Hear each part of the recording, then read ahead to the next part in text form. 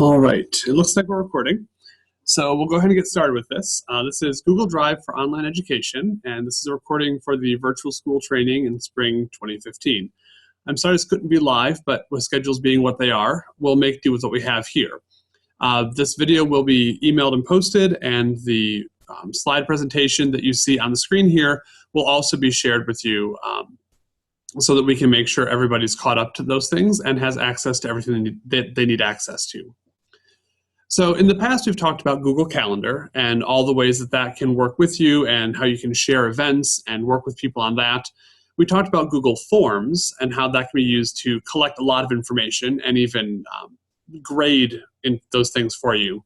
And now we're going to kind of take a step back and look at Google Drive, which is kind of what Google uses to tie all these things together. So before we can talk about how to use it with online education, the best thing to do is to start by just asking what Google Drive does. And in essence, Google Drive exists to deal with files. It's a file management system. So you can take any file you already have on your computer and you can upload it into Google Drive, which is in that cloud. You hear, cloud computing. Again, what that really means is that the files are not stored on your computer, they're saved somewhere on the internet. And as long as you have the right username and password to log into an account, you can access those files from any internet-connected device. So when you upload a file to Google Drive, what you're really doing is sending the file from your computer out to some other computer somewhere else in the world, somewhere out west most likely, Utah perhaps, Colorado. Google has a lot of computers out there. And the file lives on those computers. And then anytime you want to access it by using Drive, it knows that your files are saved on that computer, and so it connects over the internet to those computers to find those files for you. So not only can you upload from your computer to the cloud, to Google Drive, it doesn't matter what device you use to access it. You can use your work laptop, a home computer, you can use an iPad, a tablet computer, you can use a phone, smartphone of any sort. You use any of those to access all of your files as long as you can log in with your username and password. You can also share files with other people. So not only is it for you to store your own files, once you've uploaded a file to Google Drive, you can then choose who gets to see any file you want, and you can selectively share. So you can share with certain people, certain files. It doesn't have to be the same. You can give people the right to see it. You can give people the right to comment on a file, but not actually change anything.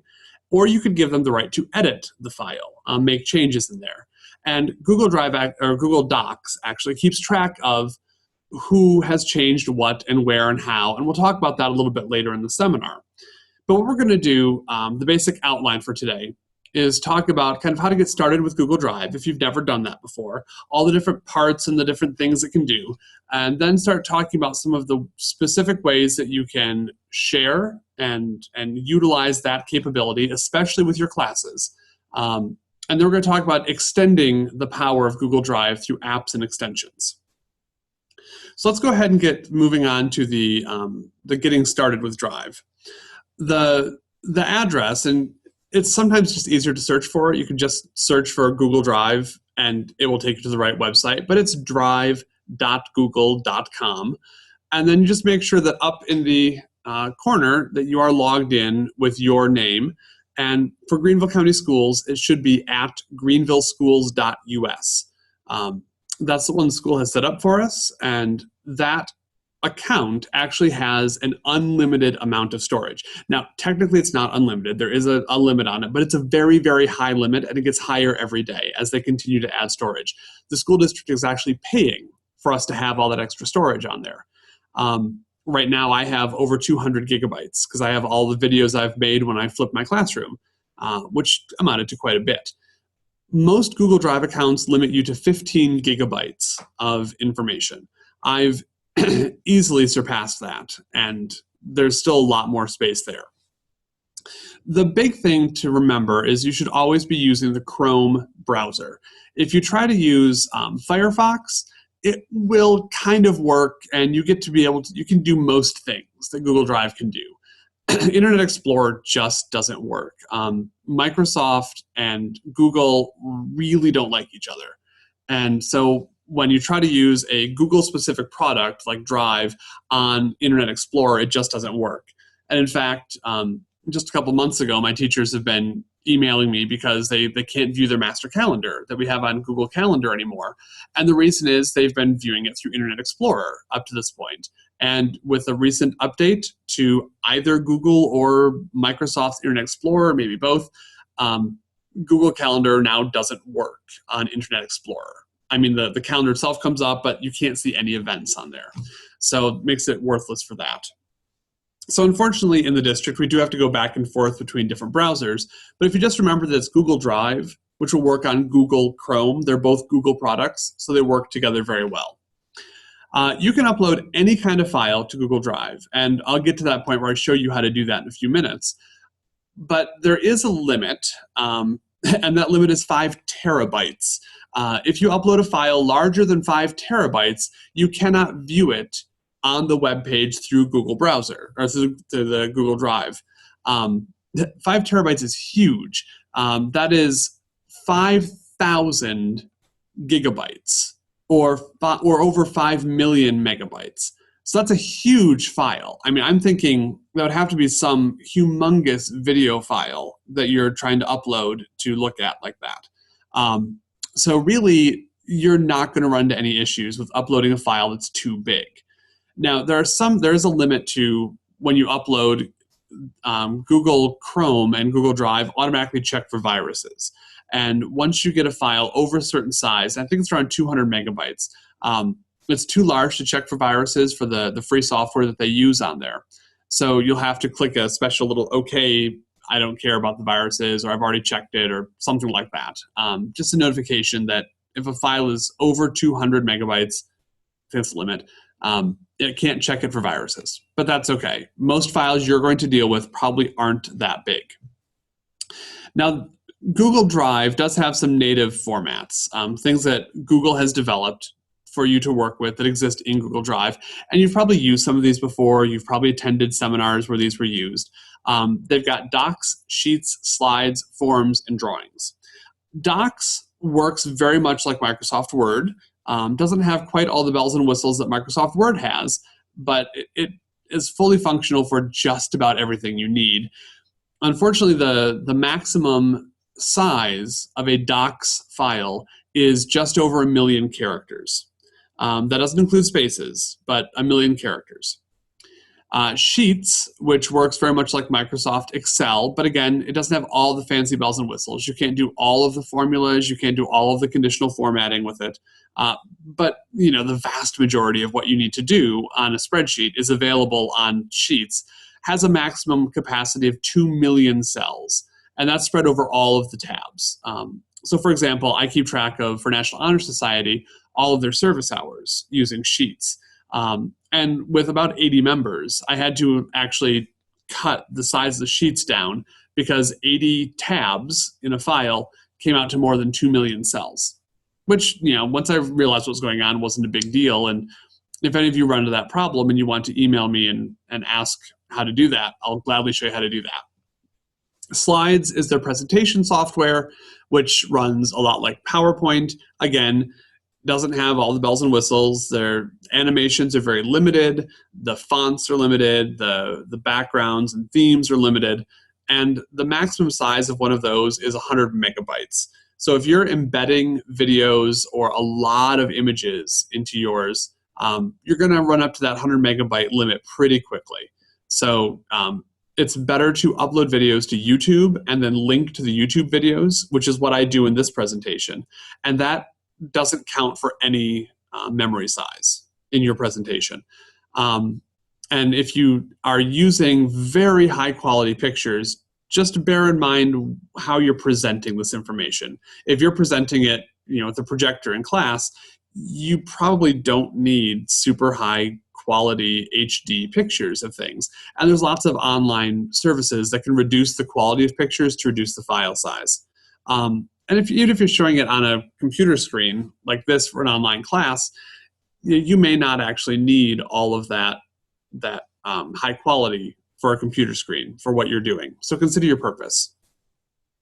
Forms we've talked about. To my knowledge, they don't have a limit on the size of forms, but I can't imagine somebody would want to spend their time taking a 200-question form, survey, test, quiz, something. So no one's really run into an upper limit with that.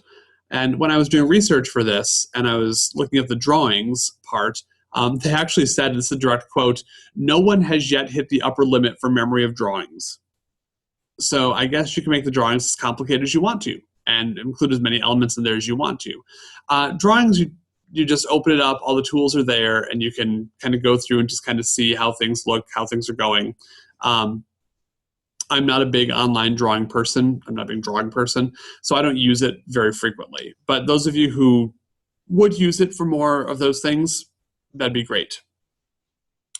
So next I want to show you the official video from Google about how to use Drive.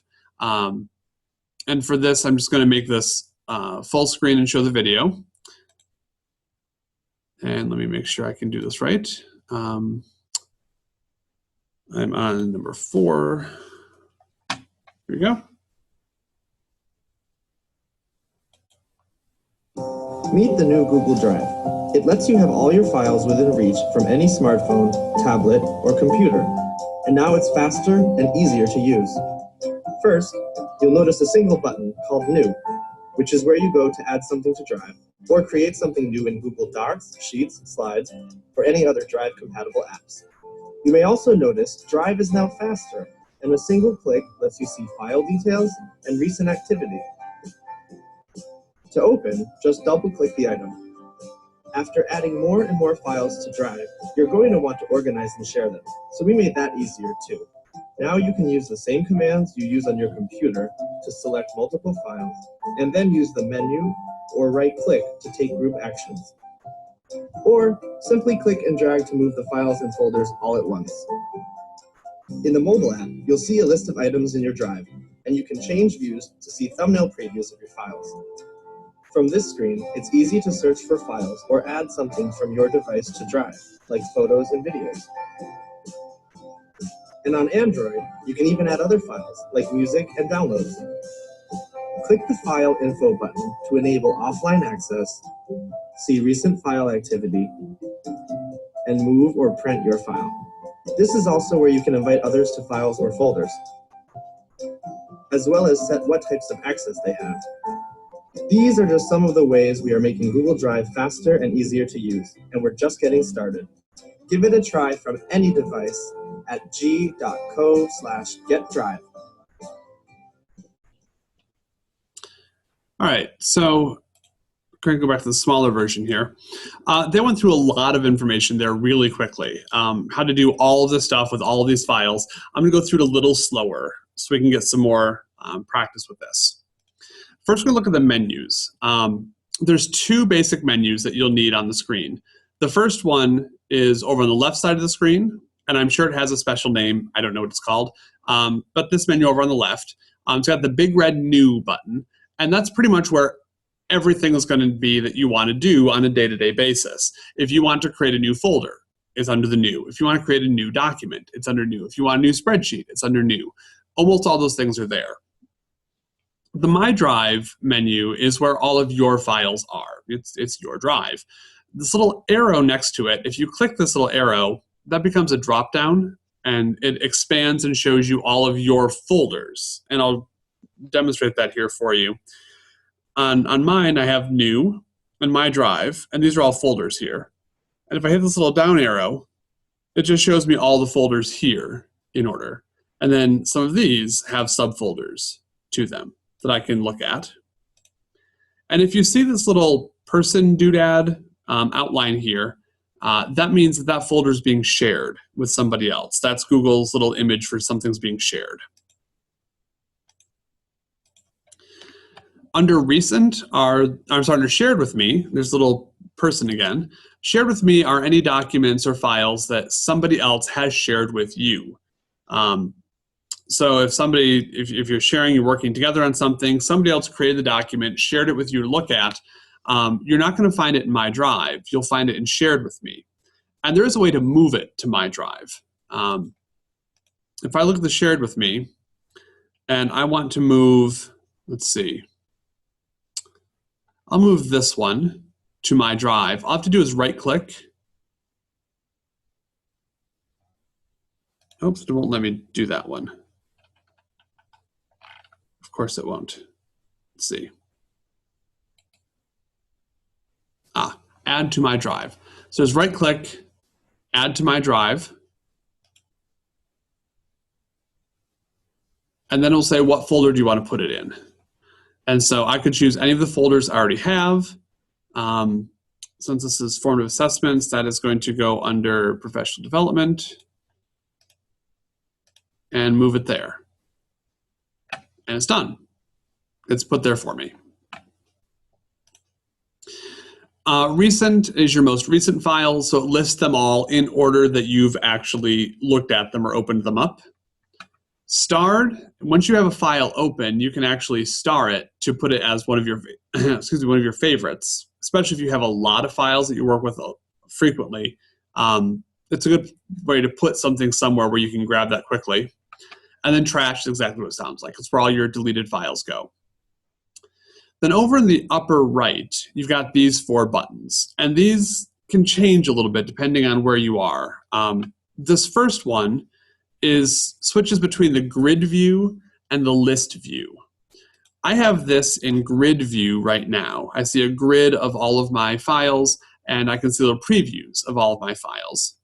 If I switch it to list view, it just puts them as a list, and I don't get a preview, but the little icon tells me what kind of file it is. This is a slides, it's a presentation. Here's a docs, it's a document. Here's a Microsoft Word. Here's a PDF, you can see it says PDF. So you can toggle back and forth between list view and grid view. I prefer grid view, but it's totally up to you. It functions exactly the same way. The A to Z button lets you sort your files in different ways. The obvious one is to sort alphabetically by name, but you can also sort by what they call last modified. And that means last modified by anyone that you shared it with. Or the last time it was modified by you, or the last time it was opened by you. So if you open a file to see what it is and close it, that's not a modification. So it wouldn't move up the listings if you're selecting by last modified. The third button, the I in the circle, the letter I in the circle, is kind of the universal symbol for information. And this lets you view details about a file. And I wrote out for myself all the details that let you view. Let me look at that for a second here. It lets you view if somebody has moved a file from one folder to another and when that happened and who did it. It lets you see if somebody's removed a file. So if you go to your trash folder and you click on a file and hit information, you can see who moved it to the trash and when they did that. If they renamed a file, who did it, when they did it. If a file was shared, who did it, when they did it, and with whom they shared it. If they stopped sharing a file with somebody. So when you share, and you'll see this, you get a list of people that you're sharing it with. You can individually delete people from that list, and then that shows up in the information tab, the details. If somebody's edited something, it lets you know who edited it, when they edited it, and if you go into that file, you can then see exactly what changes they made each time. And then if somebody has commented on something, it lets you see who has commented, when they commented, and if you open up that file, you'll see all the comments with the person's name and the time and date stamp when they did the commenting. That's great when students are collaborating on a project or a paper, because you can, if they've shared that with you, the file with you, you can open up that file and you can see who's viewed the file, who's changed anything in the file, who's commented, who's edited, what edits were made, where was the bulk of the work, who's done what parts of this paper. Great thing for you to have and be able just to pull up and say, look, I can see that of the 3 people in your group, these 2 did all the work. This person didn't even look at this file the entire time. Totally up to you how that works, but it's a great tool to have there. The last one, the gear, is the settings button. And this really, what is in the settings changes depending on what program you're in, what you have open, what you've selected. It's really strange as to what is all there. Settings is the most obvious thing. you can choose to convert uploads, meaning if you upload a Microsoft Word document, it will automatically convert it to the Google Docs format. Now, that by default is on. I really recommend taking that off of there, mostly because the Google Docs, the native formats for docs, sheets, and slides, don't have all of the same formatting that Word, Excel, and PowerPoint would. For example, Google Docs does not have columns. So if you have a document that has columns, you're not going to be able to do that. When you upload it, it just changes it all to one column. You lose all your formatting. If you have special animations on PowerPoint, you lose all of those when it's uploaded. So I'd recommend turning off convert uploaded files. And then if you upload a PowerPoint, it stays a PowerPoint. Language you can change if that makes it easier for you. Pardon my phone ringing. You can also sync the files to your computer so that you have access to them offline. So if you know, for example, that you're going to be somewhere where you are not going to have internet access for a while, you can turn this on and sync the files so it actually downloads the files to your computer hard drive so you can work on them. And the next time you connect to the internet, it re-uploads them automatically to your Google Drive to change your files, to update them however you wanted them updated. Now you can choose to sync specific folders instead of everything, and that's an option in there. Density is just how closely packed things are when you look at them. Comfortable puts a lot of space between the icons and the files.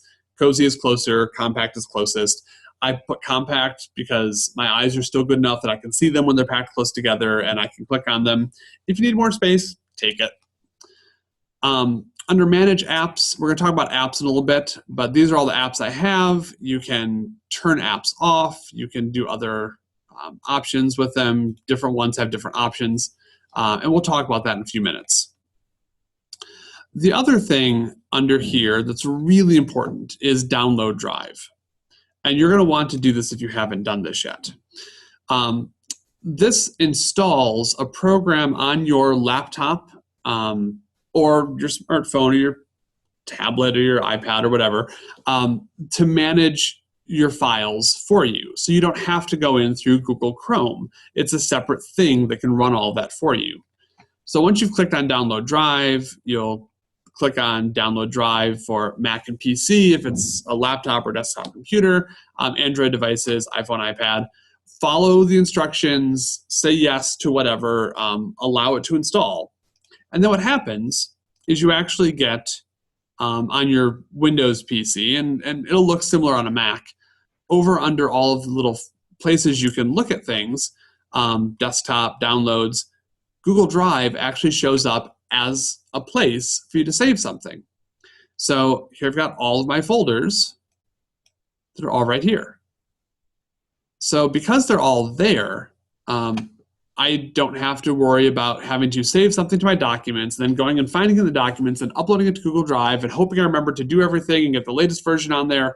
You don't have to worry about that. If I'm in Microsoft Word, I can open and then choose Google Drive and then find a Word document in here to open. Or when I'm saving, I can save as, and I can choose Google Drive as a location to save it as right from Microsoft Word or Excel or PowerPoint or any other program that I'm using. It really simplifies things to download and install this, and it shows up under Favorites. If you're running a Mac, this shows up under your directories again. And then if you get the app for your smartphone or iPad or tablet, it's a separate app that you can use to search through all of your things, and then we'll open up the right document or the right app to run that thing. So when I use it on my phone, I'll open up the Drive app, and I can scroll through everything in my Drive, and if I find a doc I want to work on, I'll just click on that, and it will then open up the Docs app so I can work on editing that. Same on the iPad. All right. So we've got Download Drive. We talked about convert uploads. There's also a setting in there, and they keep moving it around. I'm not sure exactly where it is, to bold updated items. So if you're sharing and collaborating with somebody, and they've updated an item, a file, since you've looked at it last, it will show up as bold in the list, so you can just quickly scan through and see, oh, this one's been updated since I looked at this last. I'll open this up and see what changes were made. And again, those are all under the settings, the last gear here. In Google Land, the gear is kind of the universal symbol for settings. If you want to change the settings of something, look for a little gear, and that's where you're going to find all the settings changing things. You also have the what's called the contextual menu. When you right-click on something, it brings up a menu. And again, because it's contextual, the menu changes depending on what you've clicked on. But in general, these are the things that might come up when you right-click on something in Google Drive. If you right-click on a file, it will ask you what you want to open it with. If it's a Google Docs, it'll say Google Docs. If it's Sheets, it'll say Sheets. If it's Microsoft Word, it will ask you if you want to open it in Google Docs, or if you've installed another app, it'll give you that choice for an app. So this open with really depends on what it is and what you've connected to your account, what apps you've connected. New folder, if you want to create a new folder, right-clicking is one way to do that. And then you can just type a name. You've got a folder, just like in Windows. If you want to share that thing, you click on Share, and we'll get to that in a few minutes. If you want to get a link to whatever it is you're right-clicking on, so you want to share this one specific file, rather than opening up the file and then going through all of that rigmarole, you can just right-click, hit Get Link, and it will give you a link you can copy and then paste into an email, text, whatever you need. Move to, if you want to move it to another folder from where it is, that's available. Add star, if you want to put it in your star menu so it's a favorite, you can find it faster. Change color lets you actually change the color of that thing. So for example, if I want my NHS one to be green, instead of the color it is, I can just choose green, and it shows up as green instead of the gray for everything else. And if colors are something that make things easier for you to handle and organize, by all means, recolor everything to your heart's content. Rename is exactly what it says, lets you change the name of something. View details, it's a little eye in the circle, so you can get to it by right-clicking instead of the menu up the top.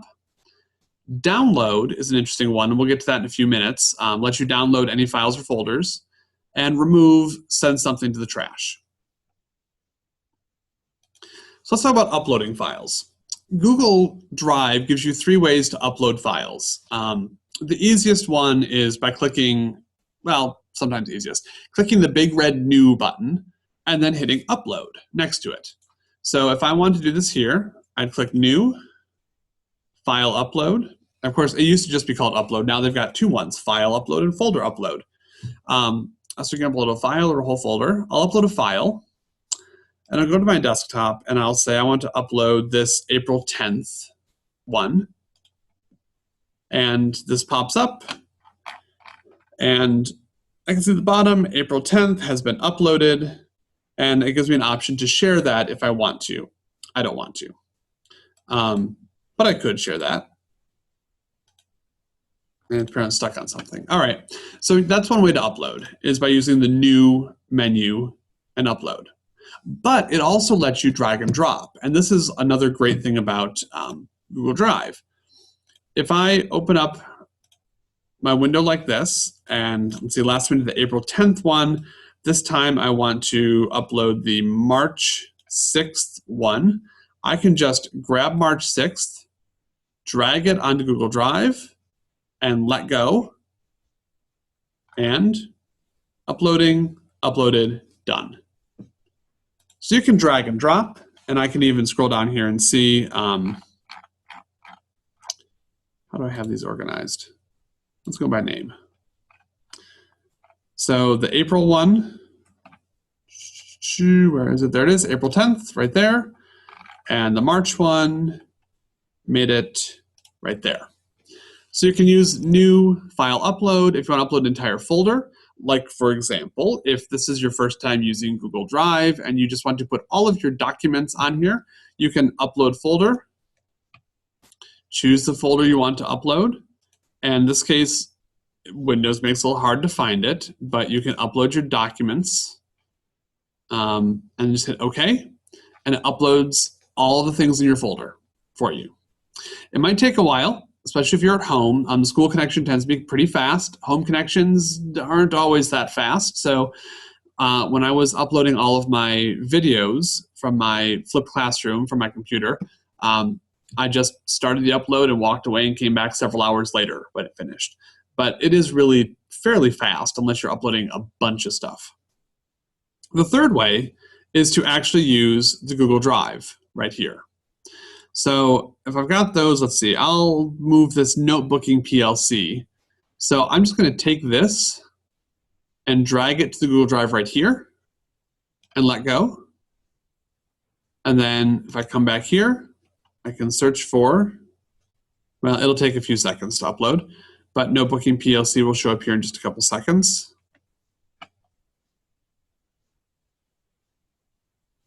Sometimes as many as 15, 16, something, or I just refresh. Oh, it's loading something. Anyway, it will upload, it will be there. We'll come back later and take a look for that. But again, all I had to do was drag it to Google Drive, and it moved it up here. Still waiting for it. Okay, that's fine. It takes a little bit to show up on here, and that's okay. So you can upload things in 3 different ways. You can also download files that you already have on your Google Drive. When you're downloading them, you might want to download them to email them to somebody, but there are other ways to do that, and I can show you that in a few minutes.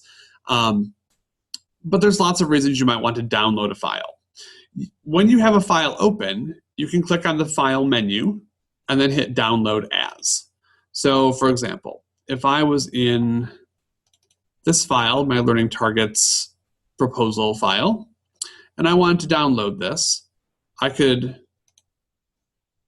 File, Download As, and once it catches up here, it gives me all these options. I can download a Microsoft Word document, ODT, RTF, PDF, text, or a zipped HTML file. It gives you all those options. And I've listed those options out here for you. You can do the same thing if you have a Google Sheets open. You can download it as CSV, HTML, Open Document, PDF, Excel, or text file. But if you download as text, it only comes out as a single sheet. You can't get every sheet all at once. You have to do each one separately. Google Slides, the presentations, you can download as PDFs, PowerPoints, or text files. And drawings can be PNGs, JPEGs, SVGs, and PDFs. Notice that GIFs aren't in here. I'm spelling it because there's always controversy about whether to pronounce it GIF or GIF, and I'm just not going to get in the middle of that controversy. But there are plenty of other programs you can download for free if you need it to be a GIF format that will convert any of these to .gif. I do really like that this will bring in PDFs from all of these, especially if I want to share something with students. I'm emailing it to a student, or I'm emailing it to a parent, or something like that. I don't want them to have an editable version of what I'm sending them, especially if it's something that's very important, like a syllabus. I don't want them to be able to take a syllabus, open it, edit it, change the syllabus to whatever they want it to say, and then come back and say, well, your syllabus says. So if you're working on it in Docs, you can download it as a PDF and email it, and then unless they have some fairly expensive software, they're not going to be able to edit that on you. You can also right-click right from the drive and download. So I could right-click this and download. The trouble is, this doesn't give me an option as to what kind of download it is. It just automatically chooses. If it's something like Word, or Excel, or PDF, or PowerPoint, it'll download it as that Microsoft version that it already is. If it's Docs, like this one is, I can tell by the icon, this is a Google Docs thing. I created it in Google Docs. It will download it as a Microsoft Word file, and it won't give me an option. If I take a Slides and download this, just right-click download, it will automatically convert it to a PowerPoint. And if I take a Sheets, like this, which is their version of a spreadsheet, it will automatically convert it to Microsoft Excel. So right-clicking here, while it might save you a step, doesn't really, if you have to go back and convert it again later, it doesn't really save you a step. It might be easier just to open it up and then go to File. Once it catches up with me. File, Download As, and then choose, here we are. And then you can choose what you wanted, how you want to download that, what format you want. Now, if you want to download multiple things at once, or you want to download a folder, folders can be downloaded, but they automatically come down as a zipped file. So if I were to download this file, which is fairly big, I'm not going to do it, onto my computer, it would put it in the downloads folder, and it would make it a zip file. If you wanted to download multiple files at once, like I wanted, all of these files all together, I can Control-click to select multiple ones, and if I hit download, it's going to download them all together as a zip file again, and it will convert them because you can't open a Google Docs file in Microsoft Windows. You can only open it in Google Drive. So it will convert them, make them into a zip file, and download them. So just be aware that when you're downloading, you will need to then unzip the file if you're doing it that way.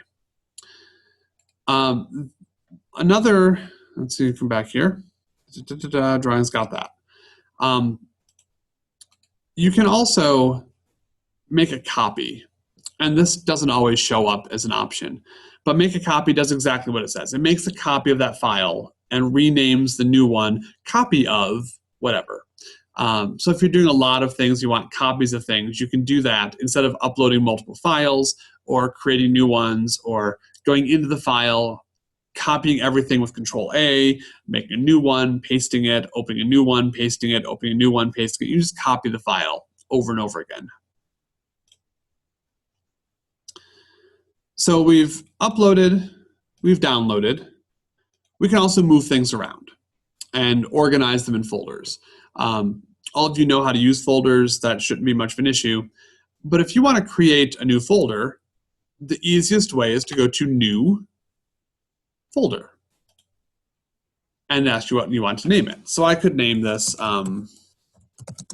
sample folder, create it, and it puts it, because I asked this to put it in order of name, it's put it in name, so sample is in S's. And this is just not keeping up with me today. Sometimes Google Drive, when the internet is being slow, gets to be slow because it's internet-based.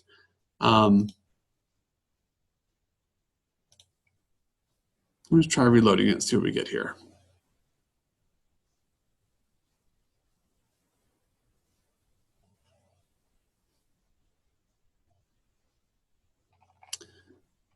And it's still not showing up for me. Of course, because that's how these things always work, isn't it? Anyway, new folder, attempt 2.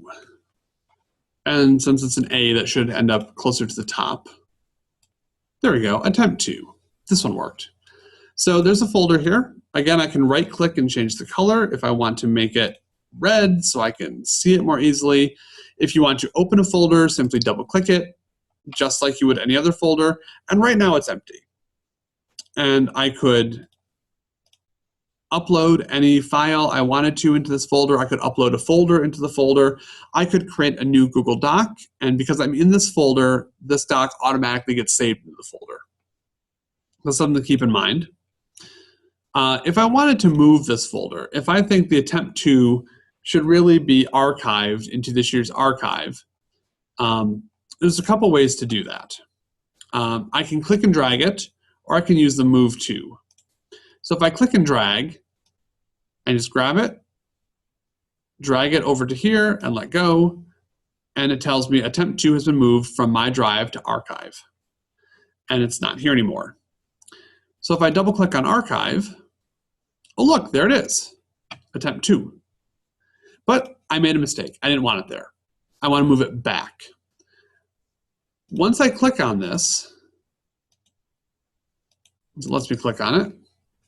I can go to the overflow menu here. That's what those little three dots are called, the overflow menu, because there wasn't room. And hit move to. And then I can choose. I want to move it to where? I want to move it to my drive, the overall. Hit move. It's gone from the archive folder. It says it's been moved from archive to my drive. So if I go back to my drive, or I go back here, there it is again. Or I could right click, move to, and notice it won't let me move it to itself.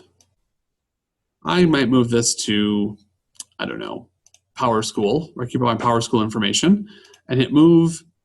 Again, it's gone from here. Attempt 2 has been moved from my drive to PowerSchool. I go into PowerSchool, and there it is. Now, if I want to get rid of a folder, I can click it, and I can drag it to the trash. Once it lets me get that low. I can drag it to the trash and let go, and it trashes it. Or I can hit the trash can up here for remove, or I could right-click and hit remove. Any of those works just as well. Google is very good about giving you multiple ways to accomplish the same task, and often on the same screen. If I want to go back out of this PowerSchool folder, I can click on My Drive here. I can click on My Drive here. I can use the back arrow. All sorts of ways to get back where I want to go. Now also, if it's this little down arrow here, that means there's a contextual menu under My Drive. Again, new folder, upload files, upload folder, new file. In other words, the new button here and clicking on the name of the folder gives me the exact same stuff right next to each other. Why the redundancy? Who knows, but it's there. So if you don't remember to create a new thing, you click on new. If you want to do something in that folder, you just click on the name of the folder and it tells you what you can do in that folder. So it gives you a lot of things that are fairly intuitive that you can work on with that. So we talked about creating, we talked about moving, we talked about deleting. All right. Finding files. When you get started, you don't have many files on there, but as you well know, files, the number of files on your computer in any drive just grows. They seem to multiply. You get lots of them. I don't have quite as many here as I normally do because I've been working on organizing things, but I do have all of these folders. And if I don't remember where I put something, you know, is it in the grades folder here or is it in documents and grades? Because for whatever crazy reason, I gave myself two different folders in different locations, both named grades.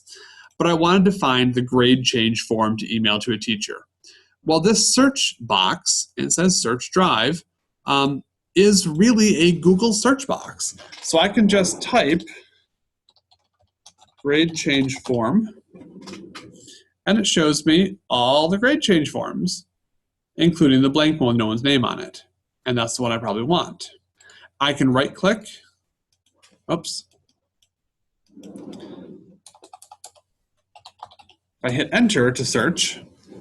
Instead of waiting for it to all drop down, it gives me all of these here. Now look, this one isn't called grade change form, and that one's not called grade change form, and that one's not called grade change form. What it does is it actually goes through, and this has got form in the title, but it actually goes through and reads the content of each thing as well as the title.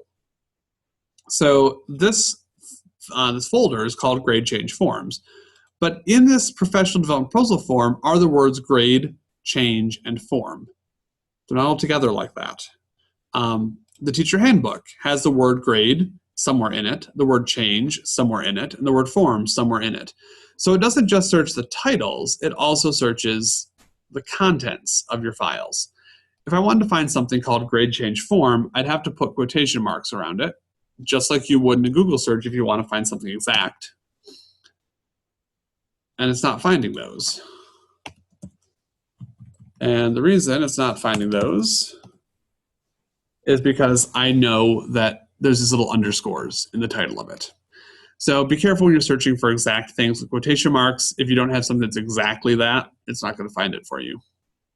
And then if I want to go back to my drive, I can click on Drive.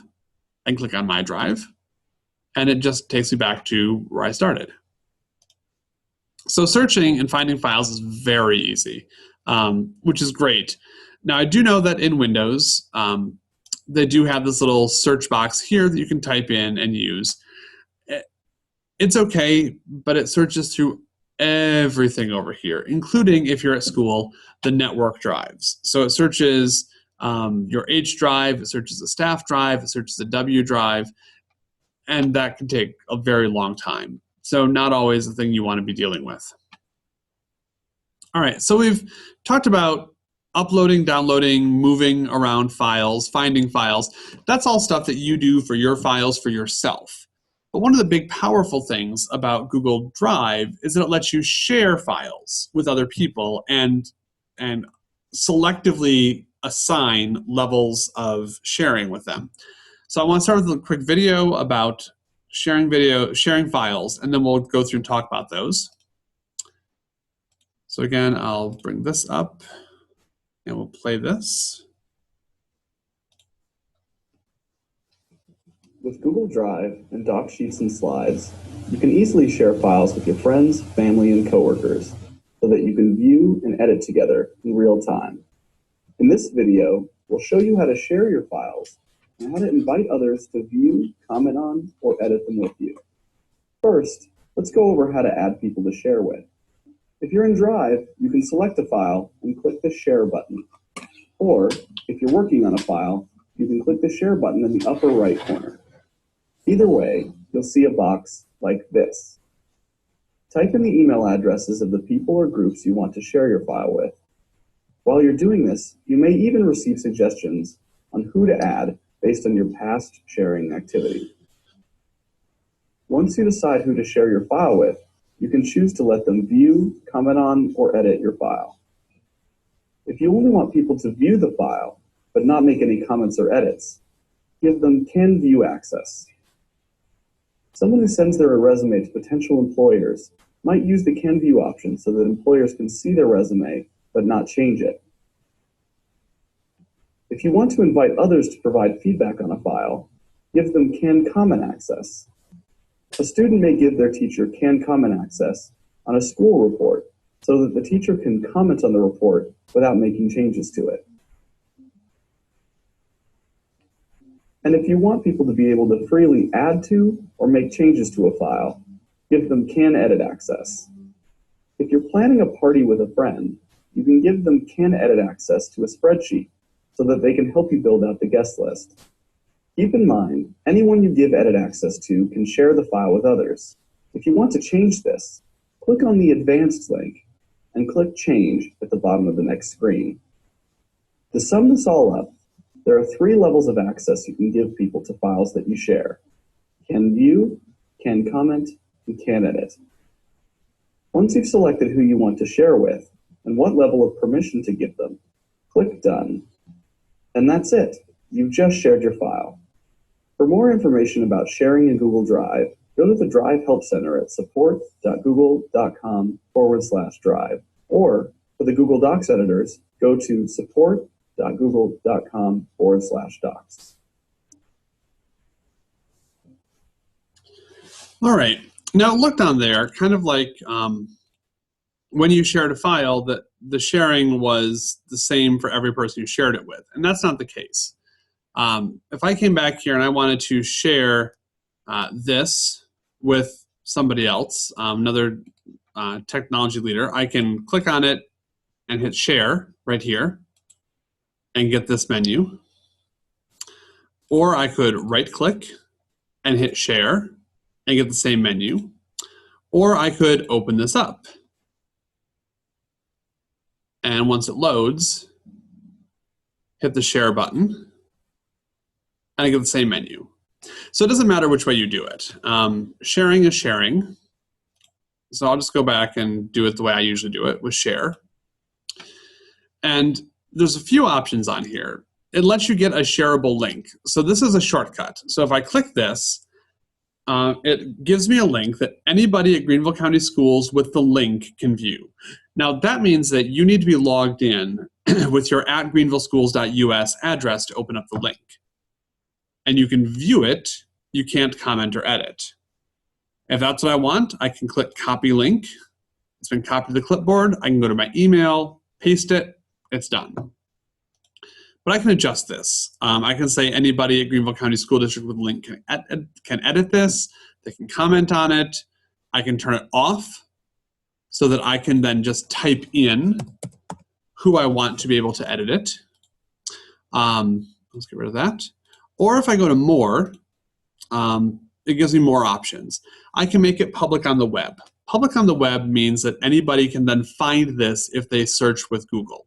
So if this is the technology leaders meeting agenda and somebody did a Google search for technology leaders, this would come up in the results if I turn it on for anybody on the web. On for anyone with the link means that you don't have to sign in to do this. Anybody who gets the link and anybody who gets forwarded the link, or if you put the link on a website, can access it. Here, Greenville County School District can find it, meaning if you are logged into Google with your @greenvilleschools.us address and you do a Google search for technology leaders, and I have this option turned on, then it will show up in your Google results, but people who are not signed in with greenvilleschools.us will not be able to find it. This was the default one, anyone at Greenville County Schools with the link, so you both have to be signed in and I have to give you the link. It will not show up in a Google search. Or off, meaning I have to type in every single person that I want to share this with. Then I can say, can they view it? Can they comment? Can they edit it? And then I can save this. And it's saved. Anyone at Greenville County Schools with a link can view. And if I want to add other people in here, because right now these people can view. I know that because the check mark is the one that says can view. I can set, this person can edit it. And I can put more in there if I wanted to. But then when I come back, and I cancel out of this,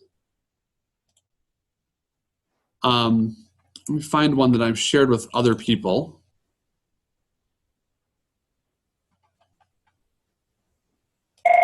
There we go.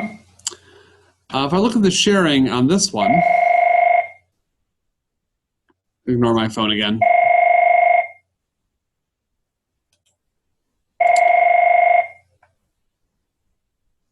If I look at the sharing here, the more people I have, it'll list them all out separately. And of course, this one doesn't have a lot of people sharing it. Under advanced, I've got myself, I'm the owner. A colleague of mine I have set to edit it. And her other address is set to edit, but I can change that to can comment and then save. So I'm the owner, I can do anything I want with this. She can edit it, this other address can comment, or can only view. However you want to adjust those, they can be adjusted. And you can do that individually, or to unshare, to remove somebody from being able to share it, just hit this X, and that gets them off of there. So I'll cancel that because I don't need to make any actual changes to that. I've got it set exactly the way I want it. Now, one of the great things about the sharing files is that it's live updating, meaning that if two people are sharing a file and they both open up the shared file, they can see the changes the other person is making at the time they're making them. It's live updating. So if we both had, if I had that spreadsheet open and my colleague, Ms. Wood, had that spreadsheet open, and we're both entering information, I can see the information she's putting in as she's putting it in, and she can see mine. And actually our cursors show up as different colors. So mine might be blue, hers might be yellow or pink or red or whatever colors. Google kind of randomly chooses the colors to put in there. But I can see where she's clicking, I can see what she's typing, I can see all of that stuff. Which, when you have students working collaboratively on something, before they would, if they had to collaborate on a PowerPoint, they'd have to sit at the same computer, or they'd have to email the PowerPoint back and forth, or they'd have to get a thumb drive to share it back and forth. It'd get lost, it'd get ruined, I forgot to email it, oh, they're not at school today. This gets rid of all those excuses. because it doesn't matter what computer they're sitting down at. They can sit down at a school computer, a home computer. They could, now it's not going to work on slides. You can't edit slides on a phone, but if they're working on a document, they can actually edit on their phone. I was just doing this last night on mine. On a tablet, it doesn't make any difference. School, home, anywhere. As long as they can log in, they can bring up these files and they can work on them. And that's especially good with virtual school because you don't have students that are in the same classroom necessarily together to work on projects, but yet you can still assign these group projects that require them to collaborate on these documents or these spreadsheets or these presentations, and they can do that. And they can see what the other person is doing while that person's doing it. Now, there is a limit, and it seems kind of ridiculous to say it out loud. Google Drive limits the number of simultaneous editors to 50, meaning you can have no more than 50 people simultaneously changing a document at once. Oh my gosh, where are you going to get 50 people simultaneously editing a document? But that's the limit they've set. You can also only share a document with 200 separate email addresses. Why you would want to type in 200 separate email addresses to share it with, I have no idea. If you really want to share it with that many people, the best bet to do is just to go back to sharing and get a shareable link. And then you can email that link to as many people as you want. There's no limit to that.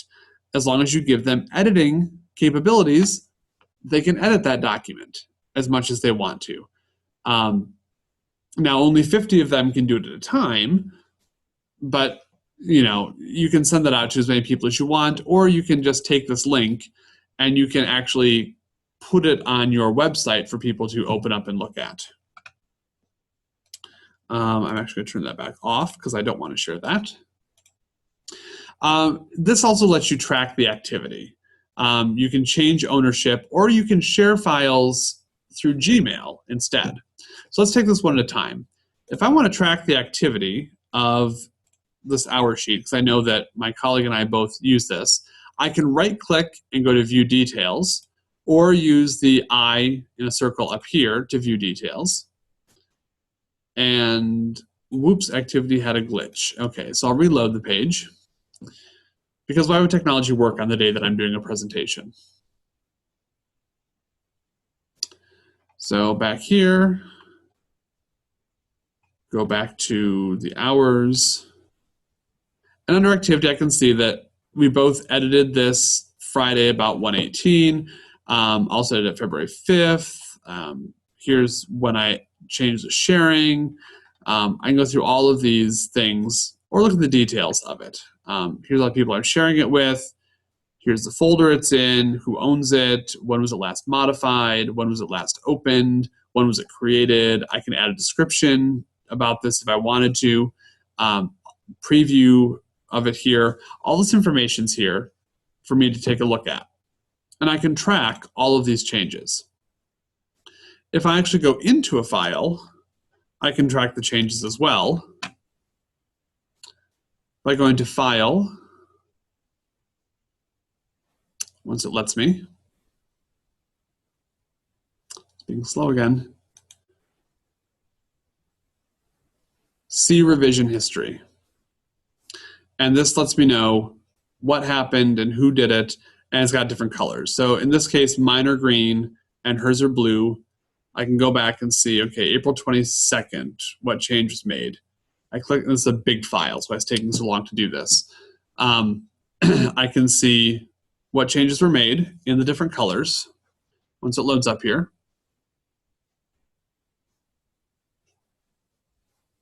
And it's taking a while again.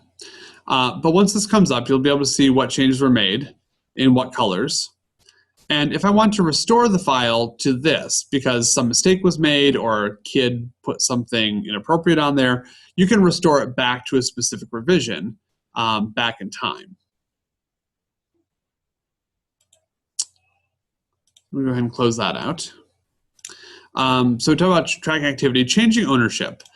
If you know that, for example, this is my National Honor Society folder. If I know that I'm not going to be the National Honor Society advisor next year, and I want to make this available to the person who is, but not just share it. I just want to give it to them. I don't want it anymore. If I go to the sharing menu and go to advanced, if I'm sharing it with somebody,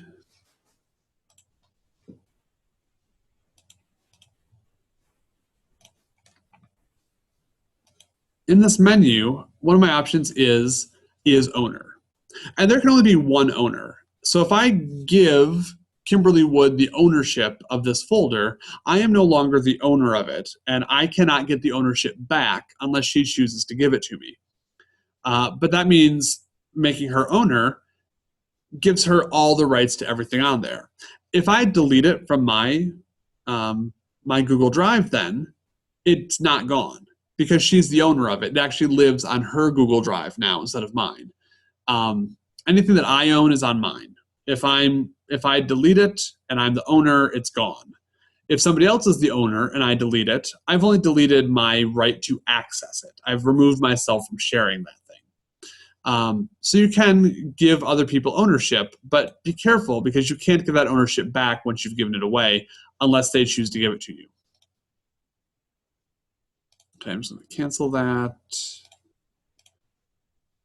Done. Thank you. So you can change ownership of files, or you can share files through Gmail. And so I'll show you that real quickly. I'm going to click on my menu button up here, my apps menu button, and this shows me all my Google apps that are connected here to my account. And I'm going to open up the Gmail. And I'm going to create a new message. So I'm going to compose. And it's going to take a second. And here's my composition. Here's where I'm going to write my message. If I want to share a file from my Google Drive, now you've all learned that you use a paperclip to attach files. But if it's already on Google Drive, you can just click the Google Drive button, this little triangle, and it takes you to your drive. And you can go into whatever folder you want. You can click on it, insert it as either a link to this file, which makes the file shareable automatically, so you don't have to go back and do that, or you can send it as attachment, and it will just put a copy of this file into that message for you. So if you do it as an attachment, it will just send them a file instead of a link. If you send it as a drive link, it will put a little link saying, click here to see this file, and it will share the file with them.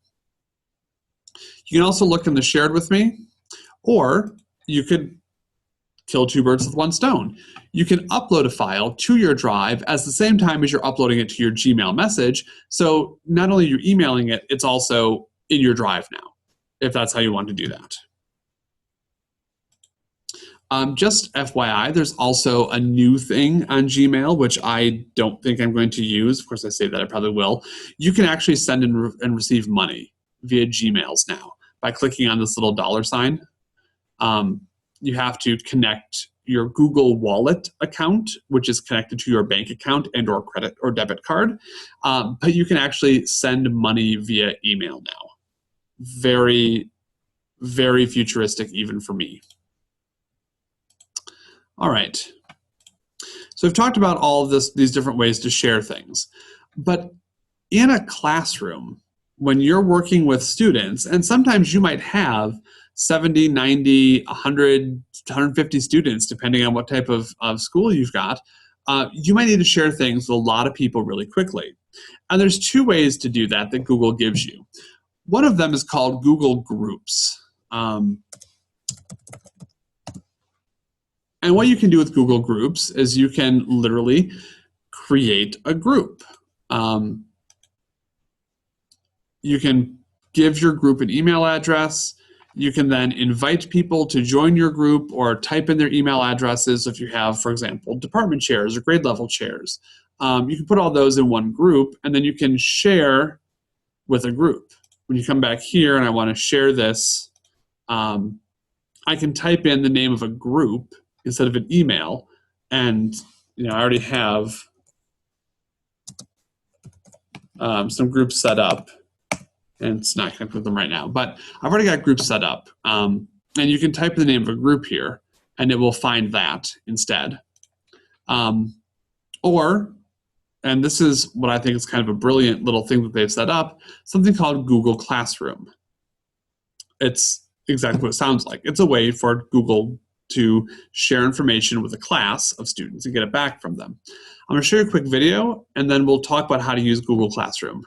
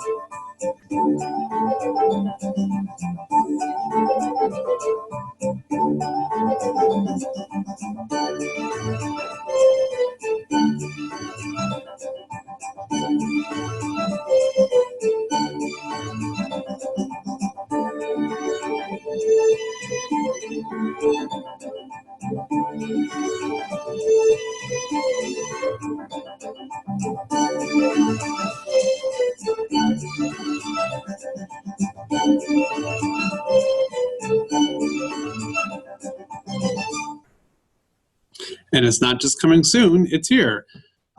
Because the Greenville County School District has a Google Apps account with Google, we also have access to Google Classroom. Now the address is simple, classroom.google.com. And when you log into it the first time, since you don't have any classes, it'll say create your first class, and there'll be a little plus sign there. And you can hit the plus to create a class or to join a class if you have the code.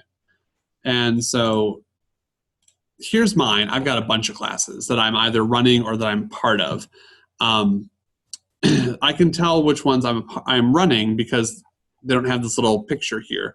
This is the placeholder for the picture of the person who's running that class, who's a teacher of that class. So the ones here that don't have pictures are ones that I'm actually in charge of. So lots of them here, or under the little menu. You can see them all listed here. The ones I'm teaching are listed. The ones I'm enrolled in are listed. I can also archive past classes and access them. And oh look, there's a gear for settings. Not many settings on this, just whether it will send you an email if somebody comments or posts something in one of your classes. So if I go back to one of my classes, you can select a theme, which basically means changing the picture that's on the back there and the color scheme. And they've got quite a few to choose from. I like to make sure that all of the classes that I teach have a different theme, so they all end up with a different color over here. And when I'm looking at the home, different themes give you different colors here. So as I scan, I know that my course collaboration one is going to be this orange color.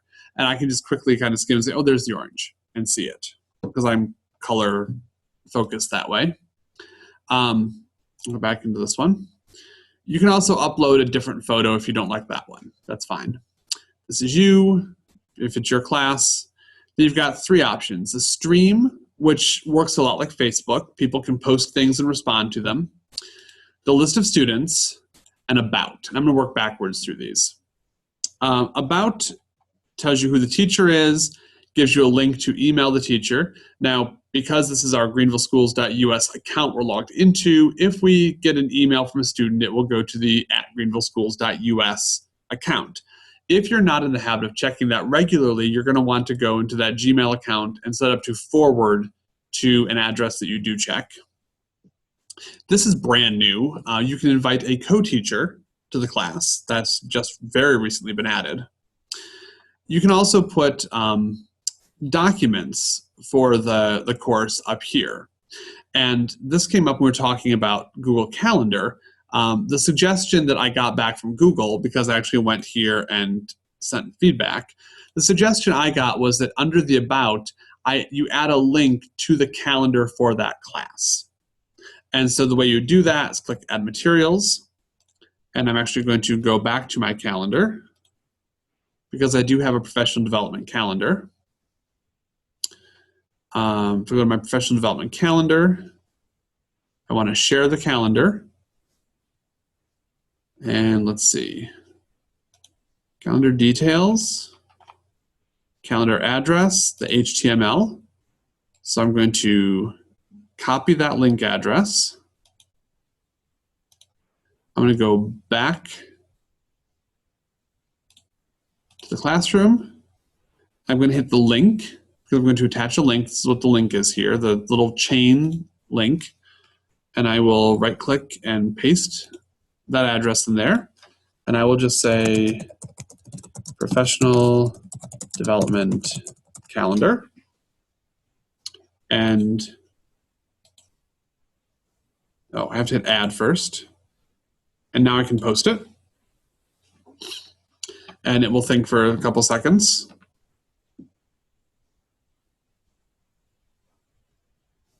Or a few more seconds. But when it's done thinking, there we go. I now have a link that people can just click on to bring up the professional development calendar. This was Google's official suggestion for how to integrate Calendar with Google Classroom.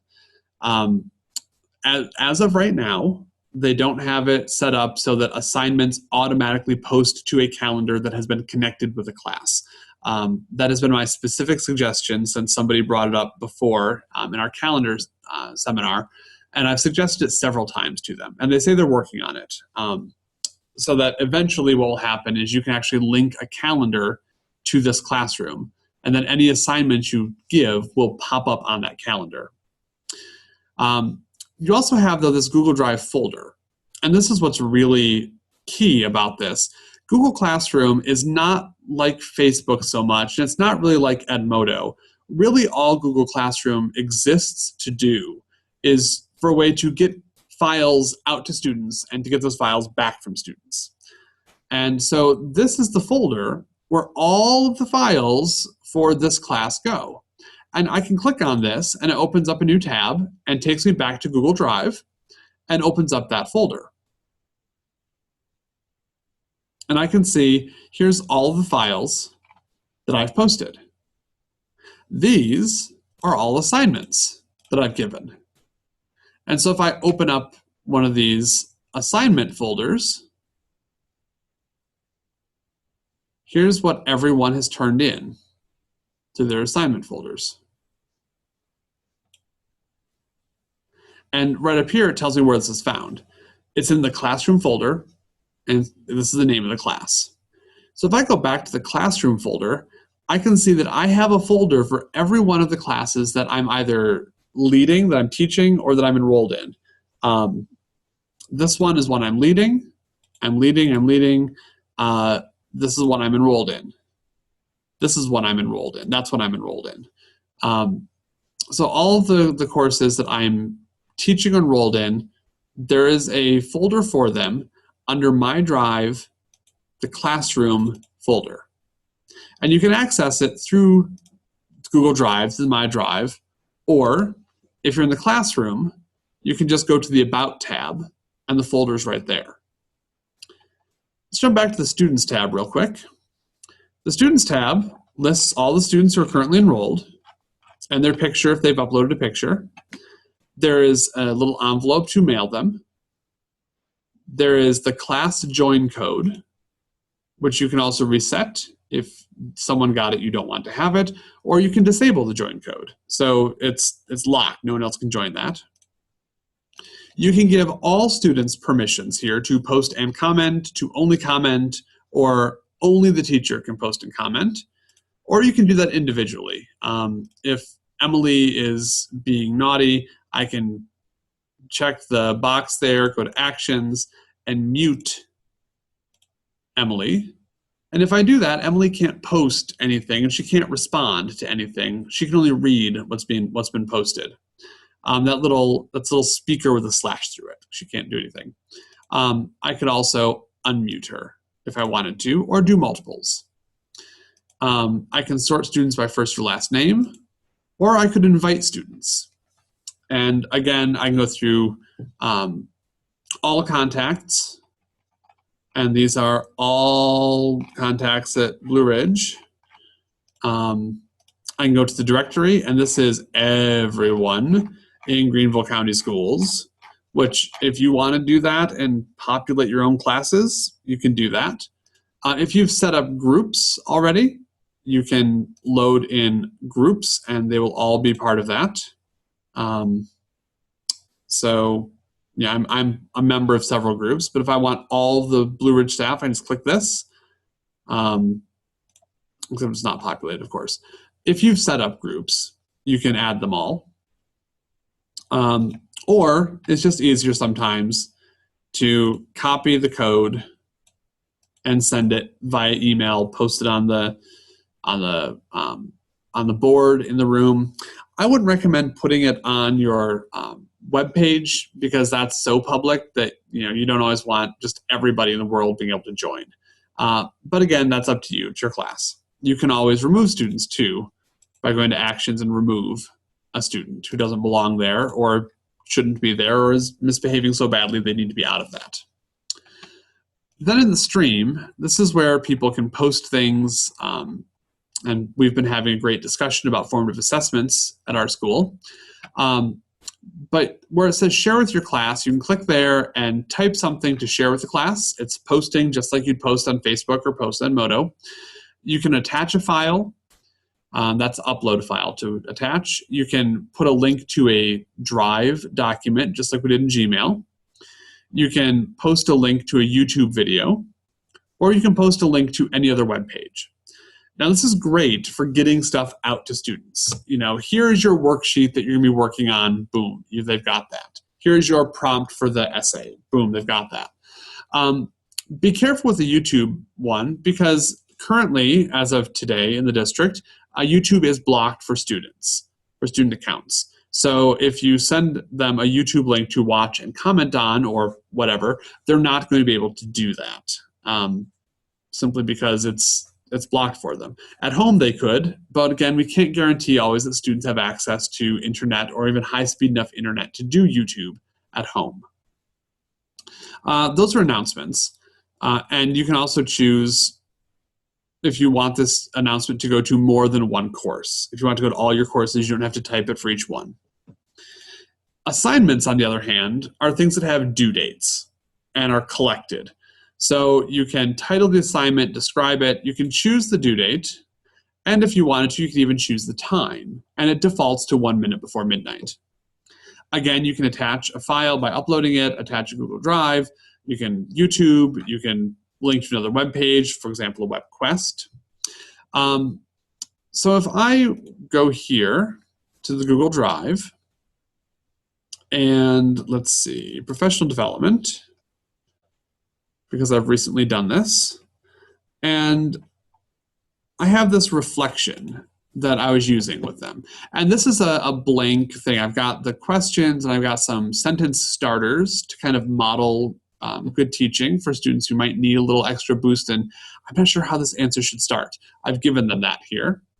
I'm going to add that. And now I've got this new little menu. Can students view the file? And if it's just something like a prompt, or if it's a picture you want them to comment on, like a political cartoon or something like that, or a map, but all they need to do is be able to see it to do the assignment, you can leave it as students can view file. You can also make them able to edit the file But the problem with this middle choice is that all students will be editing the same file. And if that's something you want, if you want to give them one large essay and say, you know, take different paragraphs and I want you to edit the different paragraphs or comment on different things, you can give them that option. What's most common, most useful is make a copy for each student. And then each student gets in their classroom folder a copy of this with their name on it, which is very nice because then if they forget to put their name in the document, you don't have to worry about it. The document has their name on it. Then when you assign it, it's not going to let me assign it because I haven't given a description or a name yet. This will show up in each student's file, each student's folder for classroom. And then all they have to do is under upcoming assignments, it will tell them they have an assignment. They'll click on that. They can open it up, type their answers, and turn it in. So what's that look like? Well, when I went back and looked at my classroom for the professional development and this one, I can see that all of these are here. These are their answers. And if I switch to list view so I can see the full names, you know, this is everything has their names on it for me, which is great. These people uploaded extra documents to go with theirs. So not only did they do their typing and answer the prompts that I gave them, they also uploaded supporting documentation, which it allows your students to do. So if I come back, though, to the classroom, and I'm going to switch to something I'm enrolled in. Let's see, this one. There's no upcoming assignments. I'm late on the assignment. I'll view all the assignments. Here's an assignment that I haven't done yet. It was due April 24th. I can click on this. And I can see that it's late, it's not done. I can mark it as done. I haven't done anything on it, but I could mark it as done. But I could also scroll down, and here's the assignment again. It's posted in the stream. This gets a little dicey if you're asking students to also post things in the stream themselves, because then assignments tend to get lost farther down. But I can open the assignment. I can create a new document to answer the questions. It'll open up a new document for me. It takes a minute. Document's been created. Here it is. Your teen's social media use with my name on it. I can then click on this. I can type the answers to the prompts that were given. And when I'm done typing, it'll save it.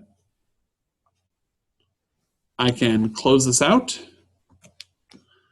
And I can click Turn In. And once I click Turn In, then this goes to the teacher's folder, and the teacher can open it up and take a look at it. And the teacher can look at it in their Google Drive folder like this and open up each one separately. Or, as I do in my professional development one here, if I go to, come back to the menu and go to Assignments, here's that assignment. I see that 52 of them are done, 14 people enrolled in the class have not done the assignment. That's an issue. I can just click on this and see who's not done it. It'll just give me the list of students who haven't done it. I click on this one, it'll give me the list of who has done it. Or I can just click here, and it will show me all the student work. And I can see done, done but late. I'm sorry, done late here. Late here means it hasn't been done yet. I can sort them by who's not graded yet. I can download all of them, or I can just jump to the folder where all these are in Google Drive. Click on Folder. And it'll take me back to the same place, and it will show me all of these. So there's lots of ways to get these documents out to students and get documents back from students. And that really is the point of Google Classroom. Google Classroom is a way to manage document distribution by using Google Drive. It's really, you can think of Google Classroom as kind of a mask over Google Drive that takes things from Drive, gives it to people, takes things from people, puts it back in Drive, but you don't actually have to interact with Drive itself. Google Classroom, the mask in front, does that for you in a way that makes things look a little bit easier. It doesn't automatically grade things. It doesn't do any of that stuff. It's not Edmodo. It doesn't have all that small groups. You can't do all that other stuff. It really is just a way for you to get files out to students and collect them back from students. Also, shortcut on the home page of Google Classroom, the little file folder here will jump you right to, it'll open up a new tab to take you to that file in the Google Drive. So you can create as many as you want. When you're done with them, you just click the overflow menu and archive it, and then start over again the next year. And I really highly recommend archiving as frequently as you can to keep this clear. I mean, I've got 10 classrooms showing up here, and I've got to do a lot of scrolling and try to remember where I am with things. Not necessary, as long as you keep archiving things that you can archive. All right, so we've shared a lot of things. We've uploaded files to Stream, linked to drives, create assignments, organized things, grading and returning. That was all in the video. The last thing we're going to talk about today is kind of extending the power of Google Drive. Because Google Drive really, it exists to host files, to store files, to organize files, and to save and to share files with other people. But there's so many things that you can do with it that really other people have developed programs to go with these. These programs are called apps and extensions. Apps are separate programs that other people have developed that connect to Drive to do things. Extensions are things that work in the browser. And up by my address bar, you can see all of these extensions that I've got up here. And I'll talk about some of those as we go. The place you're going to find apps and extensions is the Chrome Web Store. And the address for that is chrome.google.com/webstore. Or just do a Google search for Chrome Web Store, and it will find it for you. And here you can search for apps, you can search for extensions, themes. If you want to change the way Google Chrome looks, you can go to themes. You can look like a city at night. You can make it look like Cirque du Soleil or whatever. It makes Chrome slow down because it's trying to load all of these images. And frankly, as fast as Chrome is, I already think it's too slow. So I don't deal with that. Because you're signed in with your greenvilleschools.us, there are some apps that Greenville County Schools provides. There's an app for the county website, which you can put in here and it will give you a link to the county district website. Not all that exciting. But apps are programs that can run separately. So we've got an Edmodo app. You've got a Quizlet app. If you've ever used Quizlet, you can install the Quizlet app on your computer. You can add it to Chrome. And then it shows up when you come back and hit this little menu. It'll show up here as you scroll down. It'll be in there. Or in this little menu down here.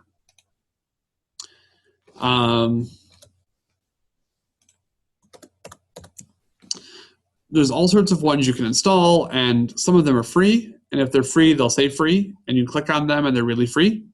Some of them do cost money, but I have never once paid for an app from the Google Chrome store. There are also extensions, which make your browser do more things. They extend the power of your browser. And they're going to show you some of these that'll just kind of scroll through here. These are kind of their top ones. I don't use any of those. I don't know what those are. But if you've got one already installed, it should show you that it's already installed, or just not show up at all. That would be preferable. And then you can do categories, accessibility. If you've got, you need to make text bigger or stronger colored, things like that.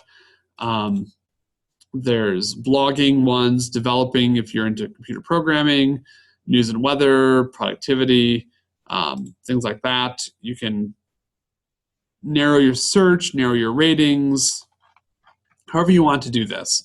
But there's lots of really good, high-quality apps and extensions that are useful, especially in an online teaching setting. And I'm going to talk about some of these here for the next little bit. Lucidcharts and MindMeister are both tools to do concept mapping. And these can be done through a Google document that's already created, or you can create them right there. So if I come back to Drive and I go to New, More, and here's where all these other things I've installed, all these apps I've connected, show up here. I'm going to go to Lucidchart just to show you what that looks like. And because it's a kind of a bigger program, it takes a little bit. So, it gives you kind of a, do you want a sales process, a student registration process? Blank is fine. But Lucidcharts are really more of the flow chart. First this, then this, make a decision, yes, no, things like that. And it gives you all the shapes that you can drop into place. You make the arrows just by literally grabbing the edge and drawing it out to make an arrow. You can add colors, you can change all these other things as you're going. And again, you can share this. So if I named it, my first flowchart, I can put in email addresses or get a link to share with students. And so students can together work on a flowchart using Lucidcharts to collaborate to do this. You can also post it to LinkedIn, Google+, Twitter, or Facebook. It'll post the links there if you do those. You can embed this in a website, all sorts of options. The other one is MindMeister, which is, MindMeister from Meister Labs, which is really more of the kind of traditional educational concept mapping that we think of. You start with an idea in the middle, and then you can press Tab to get a new topic, or Enter to get ones around there. So if my mind map is about mammals, I know it's a little elementary, I can hit Tab to get a new topic, and that new topic might be, no, it's not working right, okay.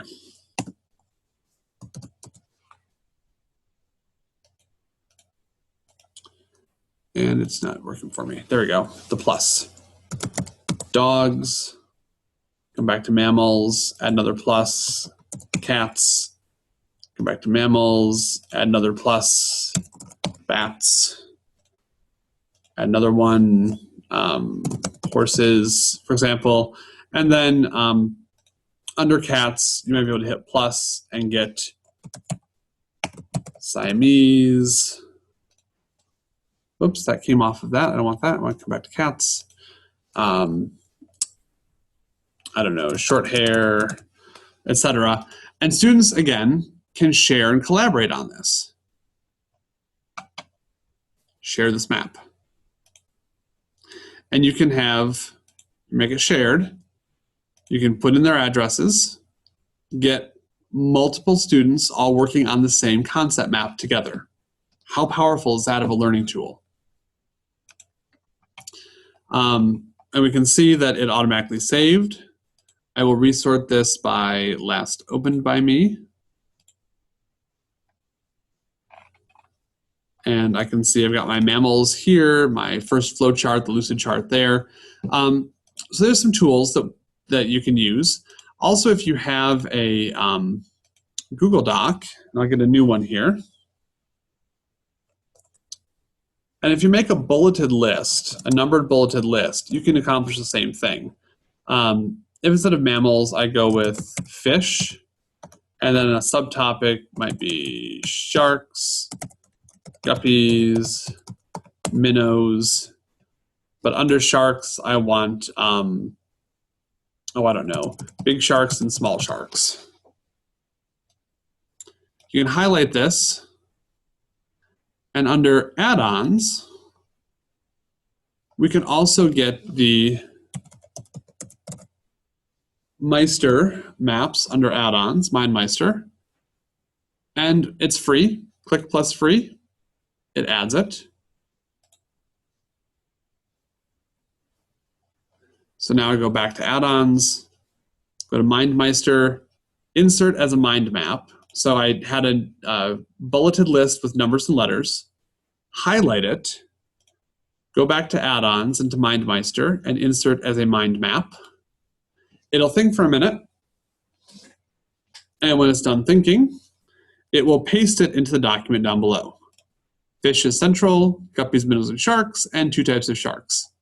So it will turn this list, this hierarchical list, into a mind map for you. It doesn't automatically update. If I change this around, I'd have to delete this and put a new one in. But, you know, beggars can't be choosers. This does a great thing for us. Get rid of that. Pixlr is a photo editing tool. So if you do a lot of photo editing, using the Google Drawing tool online, I've not found to be all that helpful. Pixlr is not a bad app to use for that. Snagit is a screen and video capture tool, and that's an extension that's right up here. The app I don't like as much as the extension. So if I go to the Snagit extension here, I can capture a whole region, what's visible on the screen, or scrolling will actually scroll down and get the entire web page, no matter how long it is, all in one picture. Or I could video capture the screen, and I can turn the sound on or off. So when I do really quick videos for teachers, like someone forgot how to view the master calendar, I can just do a video capture of the screen, do a quick 30-second thing, and send it off to them. And it automatically stores it in your Google Drive. This is why I'm talking about this here. In the TechSmith folder, because that's the company that makes Snagit. And then if I go in the TechSmith, here's all the PNGs, those are the pictures I've gotten, the videos I've moved to another folder, a video folder. So it gives me all of these options here, just through the Snagit extension. There's also TweetDeck. If you do a lot of tweeting, if you're a Twitter user, TweetDeck you might actually be familiar with if you already use it on your computer. It is an extension and an app that can connect with Google Drive. If you're an NPR listener, there's something called NPR Infinite Player, which is like Spotify for NPR. It just finds NPR stories and plays recent NPR stories. You can click if you like that story, and it will play more stories like that. So it's a nice, fun little thing to occupy your day if you need to. Other apps and extensions, Google Hangouts, which lets you do video meetings with people. And this actually integrates with Google Calendar. If I come to my calendar, once this catches up and lets me do this, and it's not going to. All right. If I go to my Google Calendar,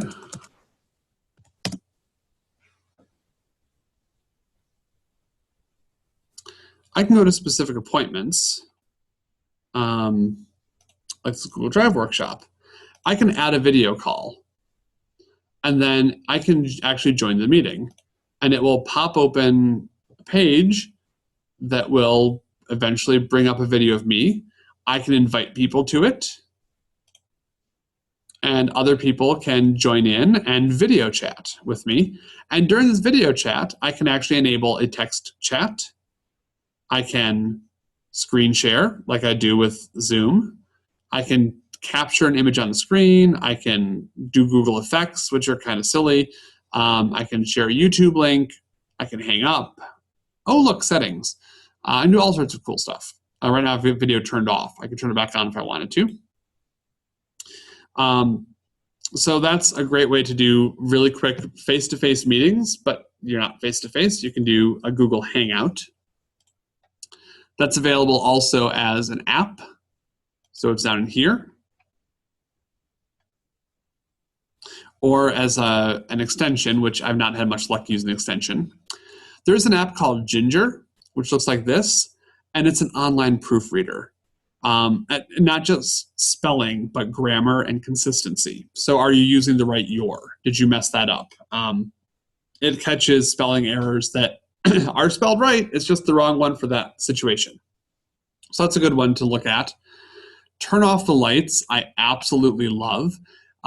If you're watching a YouTube video, turn off the lights. We'll put a little light bulb up here. I don't have it installed on this computer because I don't use it at the Sonic Pad at home.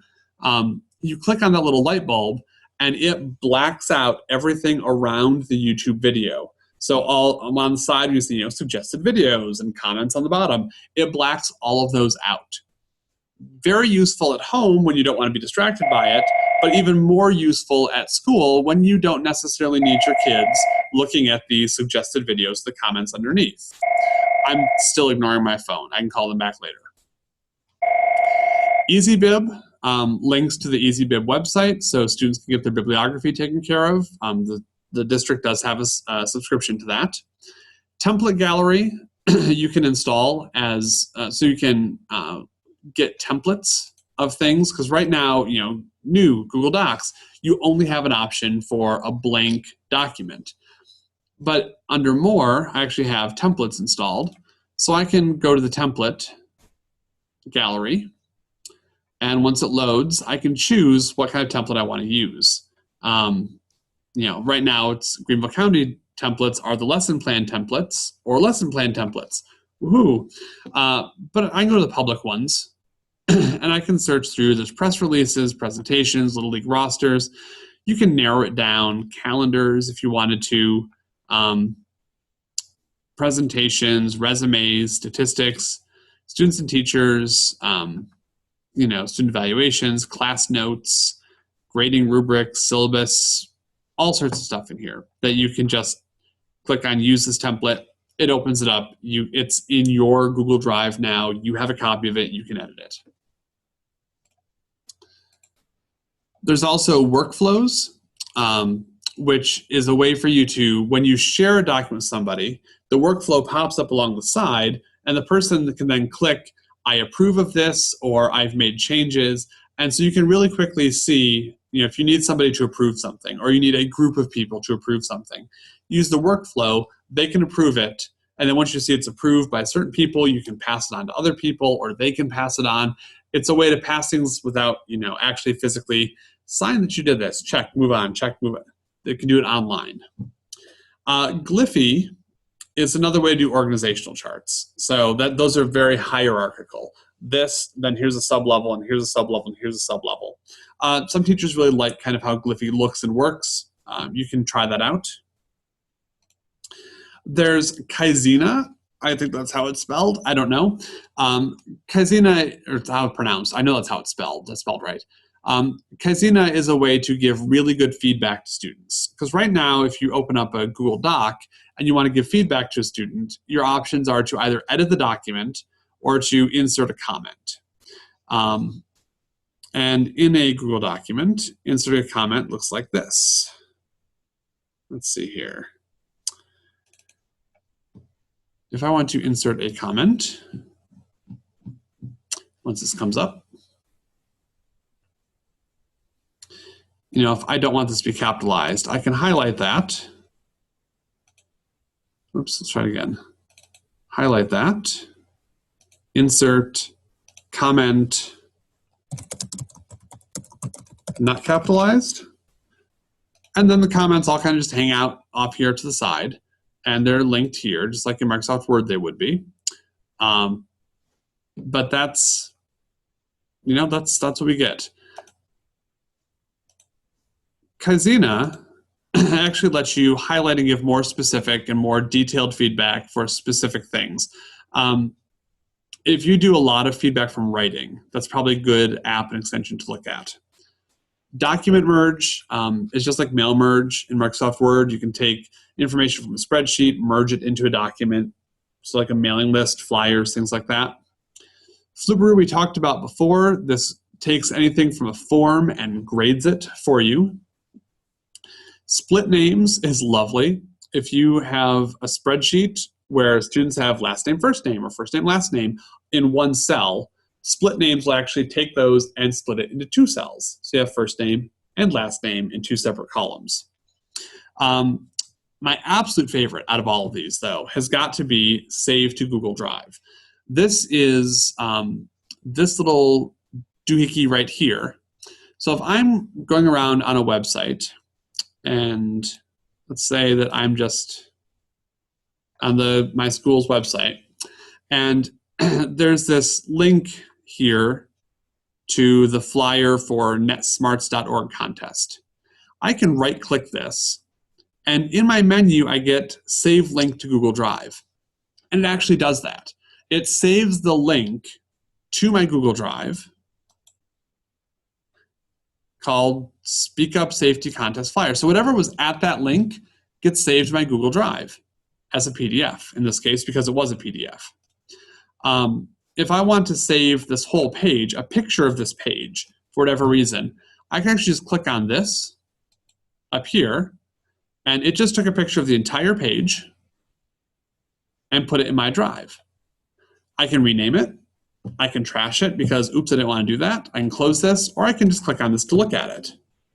And you can see that it is actually a picture of the entire web page, top to bottom. Not just a screenshot of the visible part, but the entire web page, top to bottom, the whole thing. And it's saved in my Google Drive.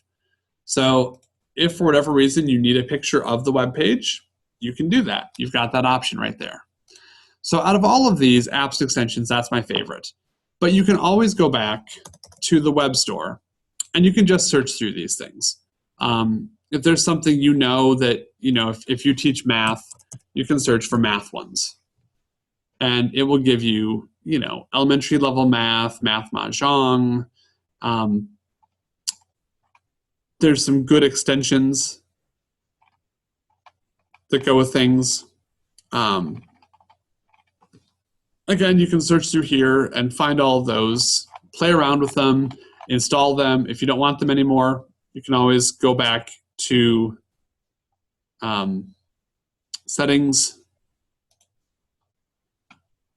and go to your extensions, and you can trash any ones you don't want.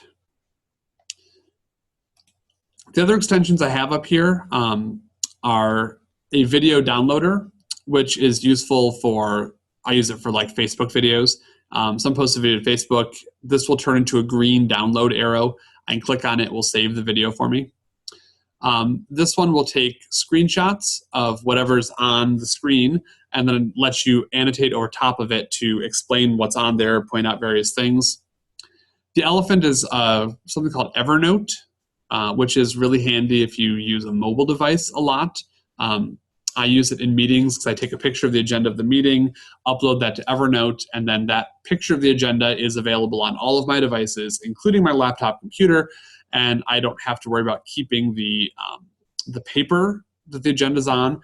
And with Evernote, I can actually take notes next to the agenda, and they're saved in the same file. So I have a picture of the agenda and all my notes that I've typed in, and links and other pictures and anything else I want, all together in one file. I have the Google Calendar extension on here, which tells me when my next appointment is coming up. I have something called Extensity, which lets me turn on and off extensions. If my computer's running kind of slow or Chrome's running slow, I can use this to turn off extensions I don't want anymore. And of course, there's Ginger, the proofreader, and Save to Google Drive. All right, so we've covered a lot today. We've looked at what Drive does. We've talked about how to kind of get started with Drive and the requirements of it. We've uploaded files, downloaded files, moved files, found files, shared files with each other, and then we use Google Classroom to share the files and collect them back from students. And we looked at some apps and extensions to really take what we already do and move beyond to do that. So last thing we have then today is the secret word, LISM, which means agile or graceful. Again, if you have any questions, feel free to email me or contact me. I know several of you already do that. And I certainly welcome any contact, any way I can help you with things. My job is to make you guys better teachers, and contacting me is the easiest way to do that. Have a great rest of the spring. I hope you survive testing season, and I'll see you this summer at Upstate Tech Conference.